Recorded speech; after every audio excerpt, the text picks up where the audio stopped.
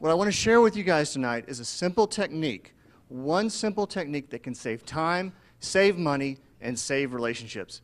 It's often underutilized, but it's a really, really good technique. So first, let me tell you a story about Greg, who was getting ready to kick back. Oops. This is going to be interesting. He's getting ready to kick back and watch Game of Thrones. His wife, Gertie, says, honey, take out the garbage. Greg, being the super husband he is, says, I'll do that. You don't even have to ask twice. So he takes it, and he's starting to head out the door, and Gertie says, but I don't know why I have to ask you in the first place. You know, Bob does it for Betty without asking, and really, you need to start doing more around the house, and you can just see him become demotivated. And just, I apologize for the artwork. It's not quite coming through as I had on my screen, but the technique I want to teach you guys is once you've made the sale, shut up. And we're going to talk a little bit about that. As a matter of fact, a lot of my friends and family and coworkers all want to tell me to shut up, and I actually want to invite you guys tonight to do that exact same thing. So, as we go through the stories, I'm going to often talk about additional points which somebody shouldn't be making. We're going to tell them to shut up. So we're going to practice once real quick. Once you've made the sale, shut up. Great. So let me tell you a little bit more. I'll tell you another story about Mark and Mandy. Mark loves Mandy. And he wakes up with her. She's vivacious. She's beautiful. She is just everything he dreamed of. So he decides to ask her to marry him. And he's very surprised when she says, yes, that's right. And Mark says, that's so great because things have been shaky at work, and two incomes is really going to help things out, and Mom wants us to have kids. And did I tell you triplets run in my family? Once Mark had made that sale, he should have.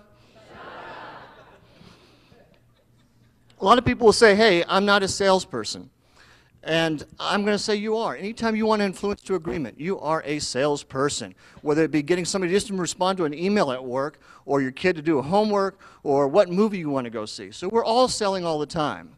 Hunter and Hilda actually went out house hunting not too long ago, and Hilda found a perfect house. I mean, it reminds her of what she grew up in 35 years ago. And they look at the house, and they love it, and they decided to turn to the realtor, and they say, we want to make an offer on this house. The realtor says, that's so courageous. Most people would find it a little bit dated.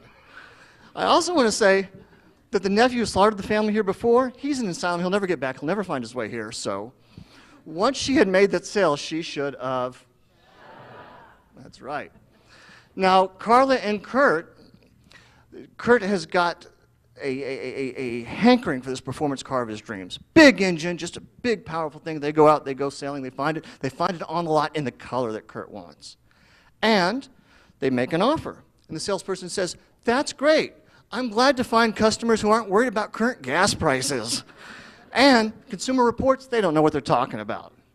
So again, once that salesperson had made that sale, he should have. Okay. Now, why do people not shut up? Well, one of the reasons is they're outcome ignorant. They don't know what they wanted out of the thing in the first place. The second is preparation pressure. You plan and you plan and you plan. You get this ghost story, and you're telling your side, and the person agrees. You go, no, wait, I've got more. I've got more I want to say. Other people want to not look towards the future. They want to whine about the past. So some people want to whine, not win. For all of these people, we want to tell them, once you've made the sale. So I want to tell you a little bit more about Sensual Susie, who's reading Cosmo and finds a perfect little article about how to enhance her intimate life. So she goes to her conservative husband, Sam, and she suggests what she found in the article, and she's very surprised when her conservative husband says, okay.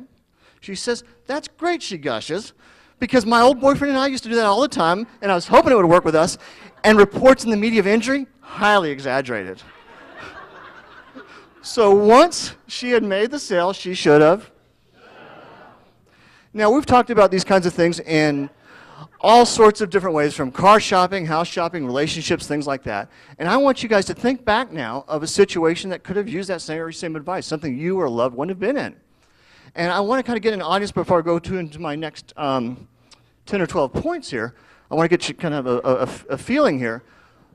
So I'm going to ask you guys, if you've ever been in that, if you know somebody who could have used that advice, if you would ever give that advice, I want you to yell it out with me. Once you've made the sale,